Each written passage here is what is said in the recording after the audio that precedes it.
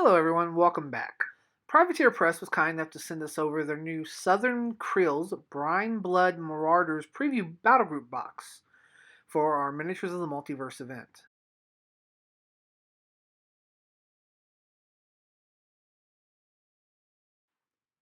First up, we have Admiral Boomhowler, the group's Warlock. Recently, Privateer Press has moved all the manufacturing to resin 3D printed models. It really shows in the absolute crisp details of the model.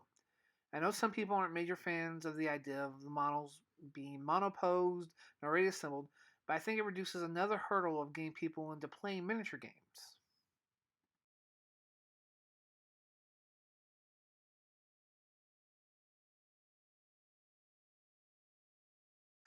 Next up is the Reef Troll, the light war beast from the set. These photos from the studio do not do this model justice in the least. The lines are crisp and highly defined, making it a beautiful model to be painted. I've heard online that this one's being referred to as the dress up troll, due to the fact that it has different abilities depending on what pirate hat it wears or what alcohol it is carrying around with him. One of the things that really attracted me to the newest edition is that Privateer Press designed all the warjacks and war beasts to be magnetized out of the box. Each modular piece has a place for a magnet to go, and they even send magnets along with the set.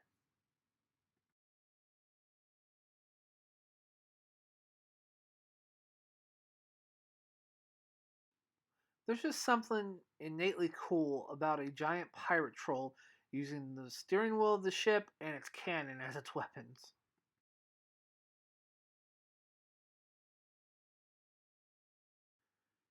Last but certainly not least is the Deepborn Dire Troll, the heavy war beast of the set.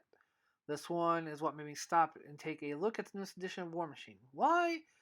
Because it has a massive hammerhead shark as a weapon. Just like the other war beasts in the set, this one includes multiple options for weaponry, heads, and the bonus accessory on the back, in this case being the multiple different fin options.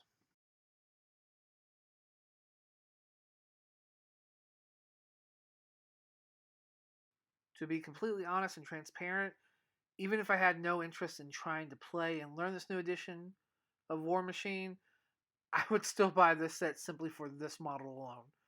How badass is this?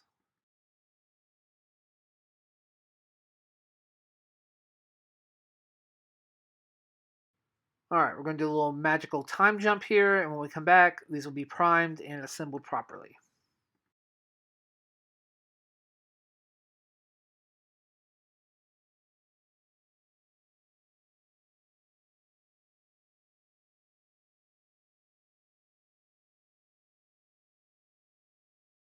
Alright, so that was all of a couple seconds for you guys. For me, it took me a couple days to actually get these primed and get all the magnets put into the war beast properly.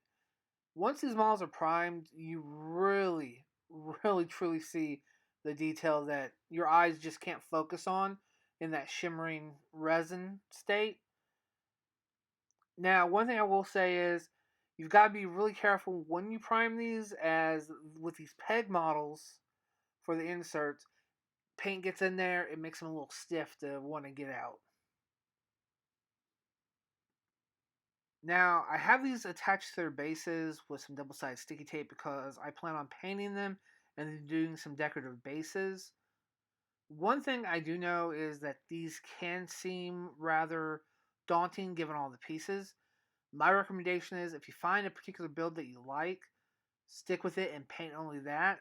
One, it cuts down your workload, and two, gives you a more reasonable expectation on getting a finished model onto the table. Now, something to keep in mind is that these are resin, and being that they are resin 3D printed, they can be a bit more brittle. I didn't notice until I started assembling everything that the hammerhead shark's back tail was actually missing part of its fin. To their credit, Privateer Press is getting me taken care of and getting that replaced, which is freaking awesome of them. Something they didn't have to do, as this was just a copy sent out to a content creator. So what do you guys think? Is this going to be a faction you're going to be looking forward to? playing, or are you looking for something else? Sound off in the comments below, and as always, like, subscribe, and share this if you want to see more content with War Machines. And as always, until next time, keep your dice warm and happy gaming.